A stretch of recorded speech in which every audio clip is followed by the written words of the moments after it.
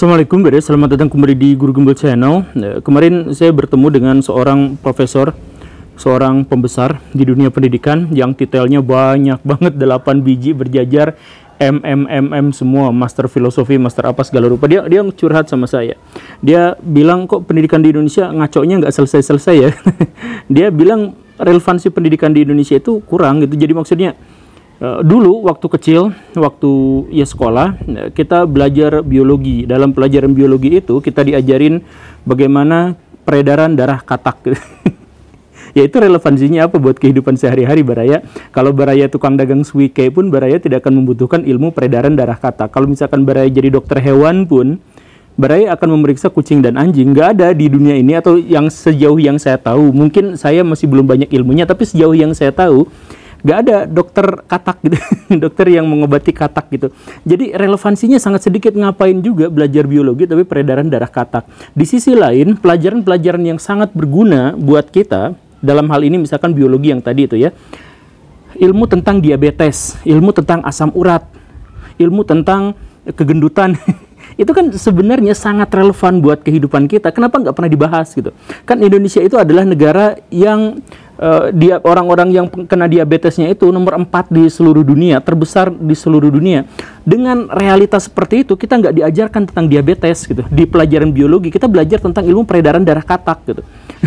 Ya ini kan sebenarnya sangat tidak relevan. Begitupun dengan pelajaran-pelajaran yang lain, apa yang penting buat kita ternyata tidak diajarkan, dan apa yang nggak penting justru malah dijejalkan ke situ. Dan luar biasanya adalah kurikulum itu adalah kurikulum yang bertahan sejak puluhan tahun yang lalu sampai sekarang ada gitu.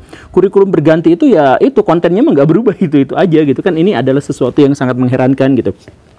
Dan itulah pada akhirnya yang membuat misalkan lulusan-lulusan pendidikan di Indonesia itu tidak nyambung dengan pekerjaannya. 70% lulusan sarjana di Indonesia itu bekerja tidak sesuai bidang di mana dia dulu kuliah, begitu. Dan orang-orang yang masuk ke SMK itu paling besar potensi untuk menganggur daripada kalau dia di SMA gitu, atau dia di pesantren, atau dia di MI dan sebagainya gitu.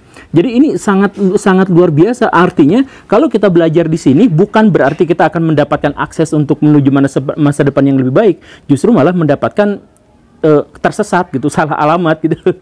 Kan seperti itu ya. Bahkan saya dalam hal ini kan saya adalah guru gitu.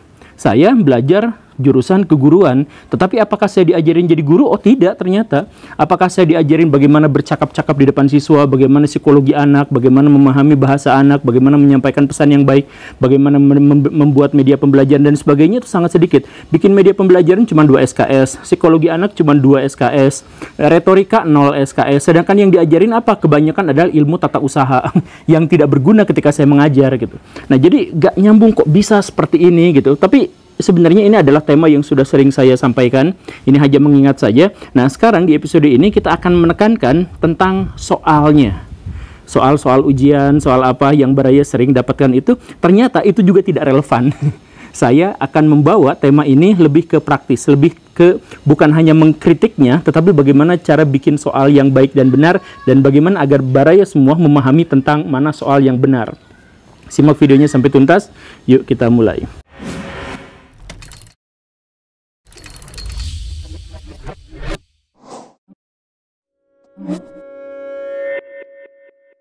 Kita langsung review satu soal ya. Kenapa kita bahas soal ya? Karena ini adalah soal-soal yang kita hadapi di bangku sekolah dan di bangku kuliah, dan kita akan tunjukkan betapa tidak relevannya soal-soal itu. Saya ambil satu soal dari sebuah buku geografi di Antabrata, tetapi yang digunakan oleh siswa-siswa kita ya. Soalnya sebagai berikut. KTT Bumi kedua dilaksanakan di kota ... A. Stockholm, B. Tokyo, C. New York, Johannesburg, atau E. Rio de Janeiro, Brazil. Oke, itu apa faedahnya gitu? Apa kalau misalkan kita tahu itu, terus relevansinya apa buat kehidupan sehari-hari gitu? KTT Bumi yang kedua gitu dilaksanakan di kota apa gitu? Itu kan sebenarnya memori jangka pendek, itu adalah ingatan-ingatan yang sebenarnya nggak berguna. Saya yakinkan kepada Baraya bahwa Jokowi kemungkinan besar tidak tahu ini, Pak Luhut bin Sarpanjaitan kemungkinan besar tidak tahu ini, Ibu Najwa Shihab kemungkinan besar tidak tahu soal ini jawabannya. Dan kalaupun seandainya mereka tahu, nggak ngaruh. nggak ngaruh buat apa, buat kehidupan apa gitu. Kenapa soal-soal semacam ini selalu menjadi soal-soal yang dominan di sekolah gitu, padahal ini sama sekali tidak bisa dijadikan sebagai asesmen gitu, tidak bisa dijadikan tolok ukur untuk menilai apakah siswa pintar atau tidak, atau menjadi tolok ukur apakah guru menyampaikan materi dengan baik atau enggak gitu. Kan seperti itu. Kenapa nggak diganti jadi seperti ini? Ini saya ganti soalnya jadi soal ala saya gitu ya. Ini soal ala sayanya. Kereta. Salah satu isu yang diangkat dalam KTT Bumi kedua di Rio Janeiro, Brazil adalah soal kelangkaan pasokan air. Mengapa air bisa menjadi langka sedangkan siklus air di bumi tetap konstan dan jumlah air juga konstan. Nah, ini kalau soal kayak gini tuh bikin mikir. A. Yang dimaksud kelangkaan air adalah kelangkaan air konsumsi yang semakin menyusut karena pencemaran air. B. Siklus air tetap konstan, tetapi karena pemanasan global terjadi, air dalam bentuk uap gas makin banyak dan air dalam bentuk cairan menyusut. C. Kemungkinan yang C. Efek rumah kaca telah menaikkan suhu bumi yang turut memecah persenyawaan air menjadi atom-atom penyusunnya, yaitu oksigen dan hidrogen, sehingga air menyusut. Atau D, jumlah air tetap sama, tetapi kebanyakan air berubah menjadi air asin dan ketersediaan air tawar menyusut sebagai kompensasi atas naiknya permukaan laut. Atau E, siklus air memang konstan, tetapi bumi dalam kondisi alamiahnya. Sedangkan dewasa ini ada banyak rekayasa lingkungan yang telah menguapkan air menjadi persenyawaan lain yang tidak bisa dikonsumsi manusia secara langsung. Nah, soal semacam ini adalah soal yang bikin puyeng, bukan bikin puyeng, bikin orang bernalar gitu.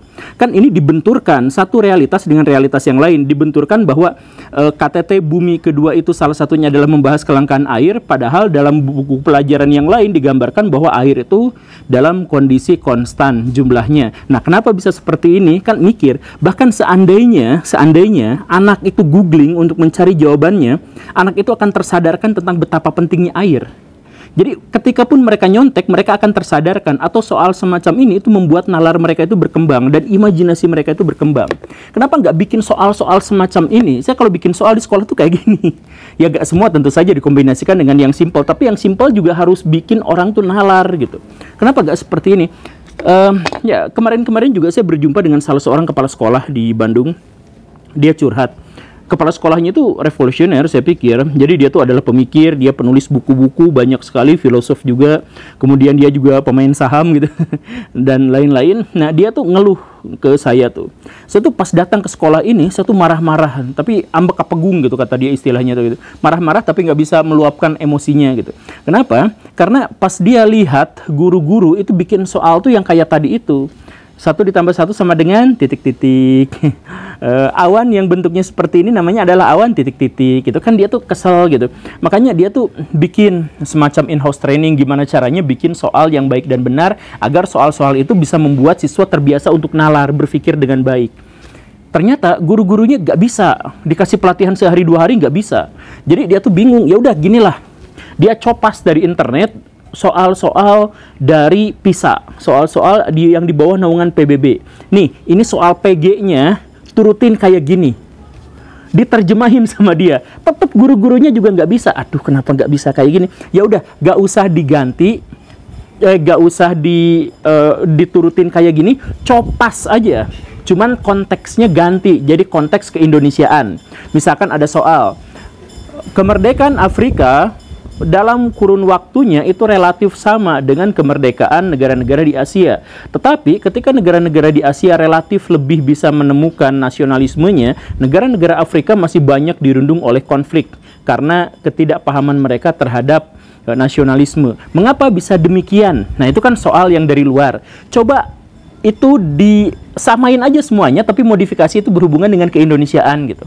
Jadi misalkan di daerah anu dan di daerah anu, tetap orang guru-guru di Indonesia, guru-guru yang dia ayomi itu sebagai kepala sekolah itu nggak bisa, makanya dia ngeluh gitu, ngeluh tapi nggak bisa marah karena kan dia profesional, dia kan kepala sekolah, angin gede banget, dia kan kepala sekolah, kemudian dia ngomong sama guru-gurunya nggak boleh marah juga, tapi dia tuh akhirnya ngomong toksiknya itu ke saya gitu. Kenapa guru-guru tuh lebih seneng untuk bahas soal-soal yang kayak gitu.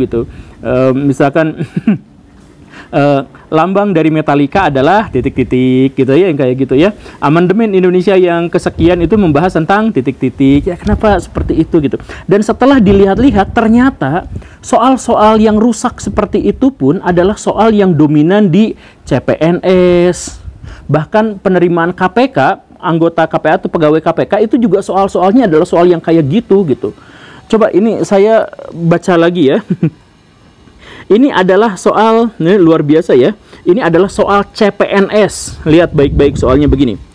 Pancasila sebagai dasar negara Indonesia melewati proses yang panjang hingga akhirnya sampai pada perumusan final, yaitu pengesahan konstitusi. Pengesahan Pancasila sebagai dasar negara terjadi pada tanggal A 1 Juni 45, B 22 Juni 45, C 17 Agustus 45, D 18 Agustus 45, E 19 Agustus 45. Ini nggak penting banget Baraya soalnya. Kalau misalkan calon PNS dikasih soal semacam ini, apakah dia terukur kesetiaannya? Apakah dedikasinya terukur? Apakah ideologinya terukur? Ya enggak. Nggak ada yang bisa diukur dari soal semacam ini. Kenapa soal-soal semacam ini masih dipertahankan dari tahun ke tahun gitu? Kan bahkan ada pejabat di Indonesia, menteri kalau nggak salah, menteri pendidikan, itu minta kalau soal itu, tapi koreksi jika saya salah ya, tapi ada pejabat yang bilang soal itu gak boleh faktual, karena faktual itu gak ngaruh apapun gitu, tetapi nyatanya bahkan CPNS pun masih banyak soal-soal yang semacam ini gitu ya, karena itu relevansinya gak nyambung gitu. Atau ini ada soal UN sosiologi, saya bacakan ya. Individu yang sabar senantiasa menunjukkan perilaku dan tutur kata yang baik. Tidak mudah marah meskipun berhadapan dengan teman dan tetangga yang seringkali bertindak kasar. Dia berperilaku demikian karena mengedepankan nilai A. Instrumental, B. Material, C. Estetika, D. Logika, E. Etika. Please lah Baraya, soal-soal semacam itu tuh jangan, buat yang guru-guru tolong jangan dibikin soal-soal semacam ini. Karena apa? Karena soal ini tidak menghasilkan nalar apapun, tidak menghasilkan asesmen apapun, tidak menghasilkan takaran dan ukuran apapun. Kita tidak tahu anak itu pintar atau tidak kalau misalkan kita bacakan soal semacam ini gitu.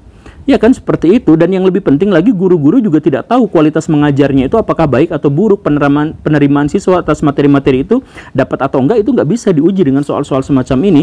Ini soal UN tahun sekian. Ya, jadi Baraya, sekali lagi yang ingin selalu saya tekankan itu adalah bahwa pendidikan itu adalah sangat penting, sangat urgen untuk keberlangsungan sebuah bangsa. Bagaimana kita bisa mengubah sesuatu yang tidak bisa menjadi bisa, sesuatu yang tidak ahli menjadi ahli, sesuatu yang tidak paham menjadi paham, dan sebagainya. Maka mengubah Indonesia dari yang tidak maju menjadi maju itu juga adalah dengan pendidikan. Tetapi kalau misalkan pendidikannya tidak relevan seperti ini, gak nyambung dengan realitas, maka bagaimana masa depan kita? Kan pada akhirnya kebanyakan di antara kita orang-orang sukses itu bukan gara-gara sekolah, tapi gara-gara usaha apa gitu kan. Banyak sekali di Indonesia yang seperti itu. Bahkan Deddy Corbuzier itu sering sekali ngomong, kok ngomongnya Deddy Corbuzier, saya biasanya ngomong Deddy Kobisa. Dia bahkan Pak Deddy Kobisa itu kan seringkali bangga dengan mengatakan bahwa dulu dia nggak naik kelas, tapi dia sekarang jadi salah seorang yang besar dan terkenal di masyarakat dan sebagainya. Kenapa nggak seperti itu gitu? Ya, jadi poinnya adalah mari kita ubah pendidikan kita menjadi lebih baik. Mari kita tergantung peran kita apa. Ada yang menjadi murid, ada yang menjadi guru, ada yang menjadi orang tua, yang jadi apa. Ubah pendidikan menjadi serelevan mungkin dengan kehidupan sehari-hari dan kehidupan di masa depan.